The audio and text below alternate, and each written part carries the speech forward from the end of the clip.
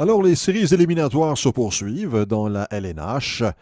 On est rendu au final de conférence. Boston-Caroline, ça c'est dans l'Est, et dans l'Ouest, Saint-Louis contre San Jose.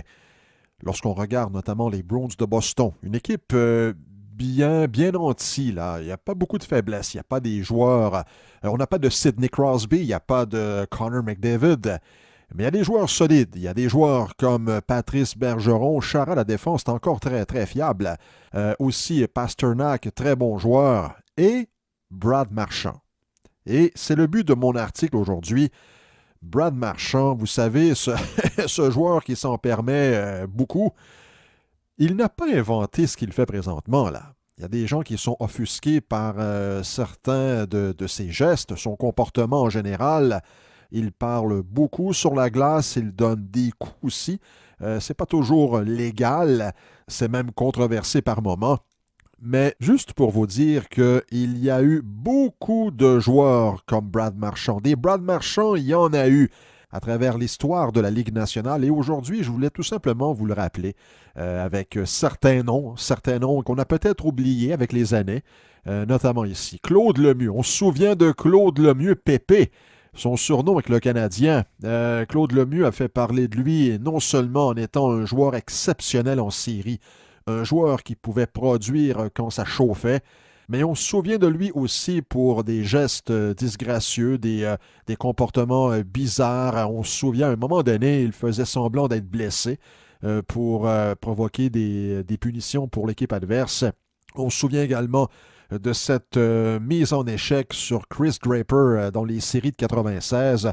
Draper avait été blessé au visage, avait manqué plusieurs mois. Donc, Claude Lemieux, tout comme Brad Marchand, un joueur controversé. Ken Linseman. Écoutez, avec Ken Linseman, c'est pas compliqué. Est-ce qu'on a besoin d'en parler longuement lorsqu'on connaît son surnom? Le rat.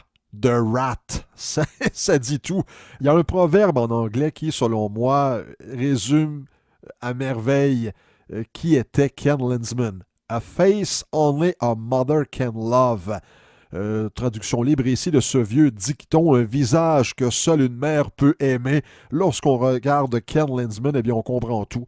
Il avait été repêché pourtant septième là, au total en 78.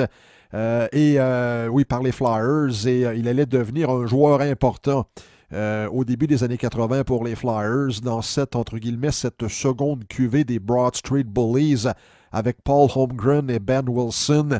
Je me souviens de Ken Linseman, d'un joueur qui était très bon pour mettre le feu aux poudres et très bon aussi pour aller se cacher par la suite.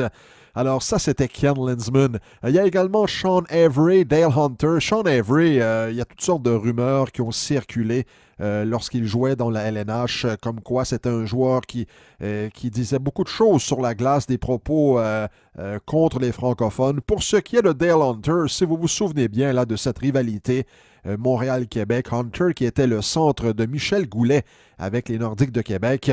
Mais dès qu'on le voyait, on voulait l'étriper. Si on était partisan du Canadien, on voulait l'étriper. Souvent, on avait des gros plans sur lui et il nous faisait un petit sourire là. Oh! Oui, et c'est le seul joueur dans l'histoire de la Ligue à avoir plus de 3000 minutes au cachot et 1000 points.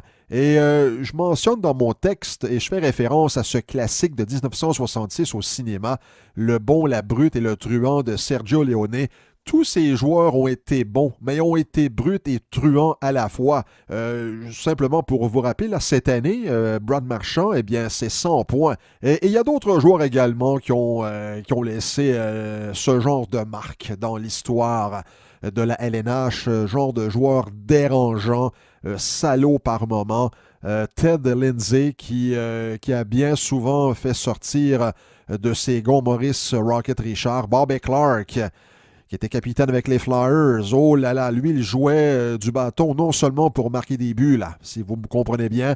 Dave Tiger Williams, 3966 minutes de punition. Lui aussi, il parlait beaucoup sur la glace. Ulf Samuelsson et Brian Marchment, eh bien ça, ce sont deux défenseurs qui ont sorti le genou souvent, demandé notamment à Ron Sutter, demandé également à Cam Neely, Brian Bellows, Mike Modano, Brian Scrollin. Il y en a plusieurs Darcy Tucker. On se souvient là de Darcy Tucker, oui, avec le Canadien au début de sa carrière, mais davantage avec les Maple Leafs de Toronto à la fin des années 90 et au début des années 2000, alors qu'il y avait une vive rivalité entre les Leafs et les Sénateurs, et Darcy Tucker avait le don là, de déconcentrer Alfredson et Mariano Hossa. Les Sénateurs avaient une équipe de finesse alors que les Maple Leafs basaient leur jeu sur l'intimidation et le fait de déranger l'adversaire.